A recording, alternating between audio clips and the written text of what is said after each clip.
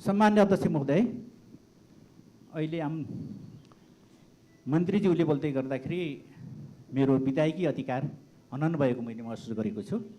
मैले प्रश्न गर्ने र मन्त्रीज्यूले उत्तर दिने यो हाम्रो नैसर्गिक अधिकार हो, हाम्रो संसदीय प्रणालीमा भइरहने कुरा हो। त्यसैले मैले प्रश्न गर्न पाउनुपर्छ र मन्त्रीज्यूले उत्तर दिनै पर्दछ, यो चाहिँ बाध्यता कुरा हो। हाम्रो सरकार गठन भएको 4.25 महिना भइसक्यो। यस लगत्तै गठन भएको छानबिन तथा अनुसन्धान समितिले यतिका लामो समयसम्म पनि निष्कर्षमा नपुग्नु दुःखको कुरा हो। अबको कति महिना कति दिन भित्र हाम्री चेली निर्मलाले न्याय पाउँछिन्? यही प्रश्न राखेँ। धन्यवाद। हुन्छ, म यसको उत्तर दिन चाहदिनँ। मान्य मन्त्रीज्यू, म उत्तर दिन चाहदिनँ हजुर यसको बारेमा। सम्मान्य अध्यक्ष महोदय मार्फत म गृहमन्त्रीज्यूलाई प्रश्न गर्न चाहन्छु।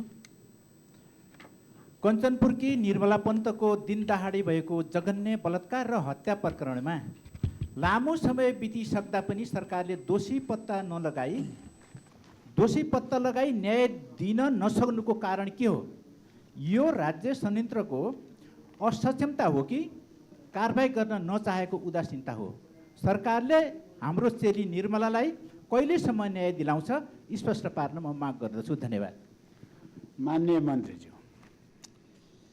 सम्माननीय अध्यक्षज्यू, गृह मन्त्रालयसँग सम्बन्ध विषयमा माननीय सदस्यज्यूहरूबाट उठाइएका प्रश्नहरूको जवाफ दिन उपस्थित भएको छु। सरकार शान्ति सुरक्षा कायम गर्नका लागि निरन्तर लागिरहेको छ।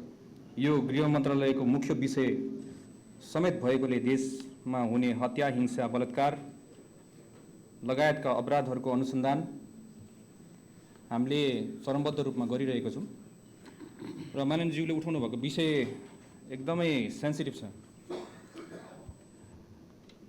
यो प्रश्न म हजुरलाई पनि गर्न चाहन्छु, हजुरहरू सत्तामा हुँदाखेरि किन नगर्नु भएको?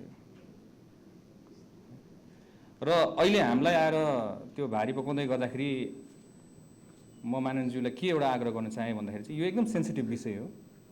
यो सेन्सिटिभ विषयलाई हामीले जहिले पनि त्यो एउटा आमाको घाउलाई कोटाको गर्ने हो कि सदनको मार्फतबाट उहाँलाई पीडा दिइराख्ने हो कि यसमा चरणबद्ध रूपमा चाहिँ सूक्ष्म तरिकाले अनुसन्धान गरेर यसको रिजल्ट दिने हो? तपाईँ कोही मान्छे बित्दै गर्दाखेरि तपाईँलाई दिनका दिन सम्झाउँदाखेरि तपाईँको राष्ट्रिय स्तरबाट सम्झाउँदै तपाईँलाई मजा आउँछ होला त? तपाईँलाई मनमा शान्ति हुन्छ होला त? यो पनि म हजुरलाई प्रश्न गर्न चाहन्छु।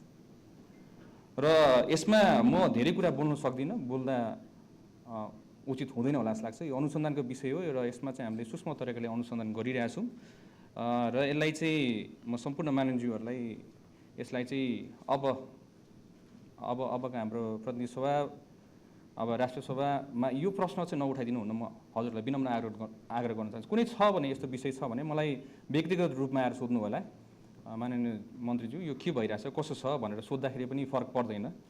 यसको उत्तर मसँग छ, तर मैले जहिले पनि यसरी गरेर एउटा आमाको पीडामाथि चाहिँ मलम लाउनुको साटो चाहिँ बारम्बार यहाँ सदनमा बसेर चाहिँ उहाँको छोरीको सम्झनालाई कोटाइराख्न चाहिँ मेरो नैतिकताले चाहिँ दिँदैन। त्यही भएर मान्छु, माफ पनि माग्न चाहन्छु। यसको बारेमा मैले राम्रोसित उत्तर दिन सक्दिनँ होला, तर हजुरले एकछिनपछि मलाई सोद्धाखेरि म यसको बारेमा विस्तृत जानकारी दिन सक्छु। सबै माननीयज्यूहरूलाई रिक्वेस्ट गरिए चाहिँ हजुर। अर्को कुरा चाहिँ माननीयज्यूले उठाउनु भएको त्यसै गरी हाम्रो बेरोजगारी र गरिबीका कारणले युवामा बढिरहेको चरम निराशा जसले गर्दा हाम्रो आत्मा मान्य मन्त्रीज्यू एकछिन अर्को प्रश्न आएको छैन, पालो आउँदैछ। पूरक प्रश्न सोध्न चाहनुभयो भने विषयमा केन्द्रित रही पूरक प्रश्न सोध्न समय उपलब्ध गराउँछु। सम्मान्य अध्यक्ष महोदय, अहिले मन्त्रीज्यूले बोल्दै गर्दाखेरि मेरो विधायकी अधिकार हनन भएको मैले महसुस गरेको छु। मैले प्रश्न गर्ने र मन्त्रीज्यूले उत्तर दिने यो हाम्रो नैसर्गिक अधिकार हो, हाम्रो संसदीय प्रणालीमा भइरहने कुरा हो। त्यसैले मैले प्रश्न गर्न पाउनुपर्छ र मन्त्रीज्यूले उत्तर दिनै पर्दछ, यो चाहिँ बाध्यता कुरा हो। हाम्रो सरकार गठन भएको 4.25 महिना भइसक्यो। यस लगत्तै गठन भएको छानबिन तथा अनुसन्धान समितिले यतिका लामो समयसम्म पनि निष्कर्षमा नपुग्नु दुःखको कुरा हो। अबको कति महिना कति दिन भित्र हाम्री चेली निर्मलाले न्याय पाउँछिन्? यही प्रश्न राखेँ। धन्यवाद। हुन्छ, म यसको उत्तर दिन चाहदिनँ। मान्य मन्त्रीज्यू। म उत्तर दिन चाहदिनँ हजुर त्यसको बारेमा। मान्य सदस्यहरू, अब प्रश्नकर्ता मान्य सदस्य विष्णुबहादुर विश्वकर्मा अर्को प्रश्न सोध्न समय उपलब्ध गराउँछु।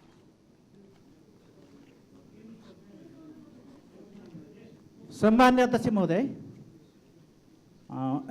म गृहमन्त्रीज्यूलाई अर्को प्रश्न सोध्न चाहन्छु।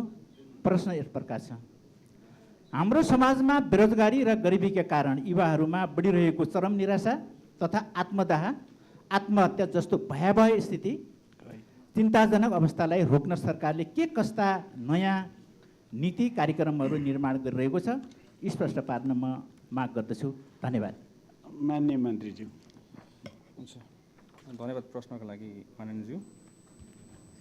यसको बारेमा चाहिँ हाम्रो 3 तहको सरकार मिलेर हामीले काम गर्नुपर्ने हुन्छ। यो अभियसली मेन्टल हेल्थको कुरा छ। यसमा चाहिँ हाम्रो सबैजनाको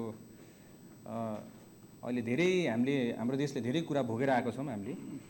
त्यही भएर अहिले चाहिँ अब युवा माझमा पनि अहिले त्यही अनुसारको तपाईँको मेन्टल हेल्थमा अलिकति दबाव पनि सृजना भएको छ, त्यही अनुसारमा निराशा पनि सृजना भएको छ। यसको लागि हामीले 3 तहको सरकार मिलेर हामीले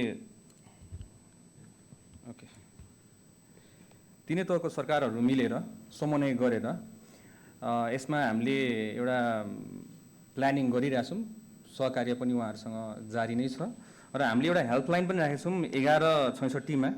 यसमा टेलिफोन पनि गरेर हाम्रो यसमा आत्महत्या रोकथामको हेल्पलाइन भनेर हामीले राखेका छौँ। यो 1166 मा हामीले कल गरेर 24 घण्टा यो सुविधा उपलब्ध पनि छ। त्यसको लागि हामीले तयारी पनि गरेका छौँ र यो एउटा युवा भएको नाताले म एउटा यो सम्मानित सदनबाट पनि एउटा के भन्न चाहन्छु भन्दाखेरि चाहिँ सम्पूर्ण हाम्रो साथीभाइ युवाहरूलाई चाहिँ एउटा युवा भएको नाताले यसमा चाहिँ हामीले सबैजना मिलेर चाहिँ हरेस खानु चाहिँ हुँदैन रहेछ।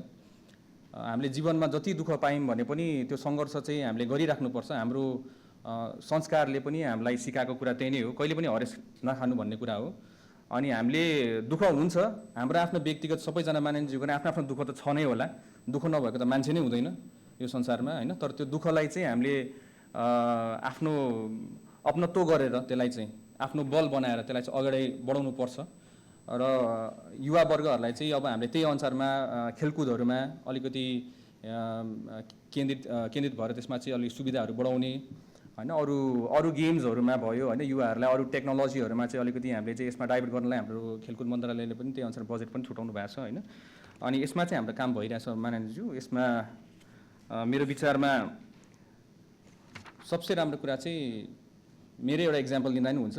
यो 6-7 महिनामा धेरै नै सङ्घर्ष गरेर आएको एउटा युवा हामी पनि हो र यो भोग्दाखेरि पनि तपाईँको हामी अगाडि बढी नै रहेछौँ र दुःखलाई चाहिँ अपनत्व गरेर चाहिँ हामी अगाडि बढ्नुपर्छ भन्ने चाहिँ म एउटा सन्देश पनि दिन चाहन्छु यो सम्मानित सदन मार्फतबाट। र हामीले अहिले यो भनिहाल्यो माननीयज्यू, यसमा चाहिँ हामीले 3 तहको सरकार मिलेर चाहिँ हामीले यसमा काम गरिरहेको छौँ। समन्वय पनि त्यही अनुसारमा, सहकार्य पनि त्यही अनुसारमा भएको छ। हजुर, धन्यवाद हजुर।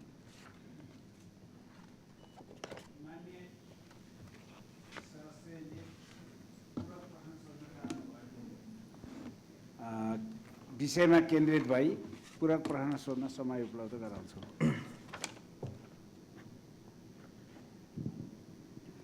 सम्मान्य अध्यक्ष महोदय मार्फत म गृहमन्त्रीज्यूलाई पूरक प्रश्न सोध्न चाहन्छु कि 3 तहका सरकारले थप प्रयास गर्ने, मनोवैज्ञानिक परामर्श गर्ने भन्ने कुरा पनि आयो, खेलकुद खेलाउने भन्ने कुरा पनि आयो। मनोवैज्ञानिक परामर्श र खेलकुदले मात्रै पुग्दैन, यो नै प्रमुख कारण पनि होइन। युवाहरूलाई स्वरोजगार बनाउन, शिक्षा स्वास्थ्यमा पहुँच पुर्याउन, देशभित्रै उद्यमी बनाएर सुन्दर भविष्य देखाउन सक्नु पर्दथ्यो। त्यसको लागि सरकारी लगानी तथा बजेटको व्यवस्था कसरी गर्नुभएको छ, म यही सोध्न चाहन्छु। धन्यवाद। मान्य मन्त्रीज्यू। अध्यक्ष महोदय, यो मेरो मन्त्रालयको विषयमा छैन, विषयवस्तुमा केन्द्रित हुनु पर्ला।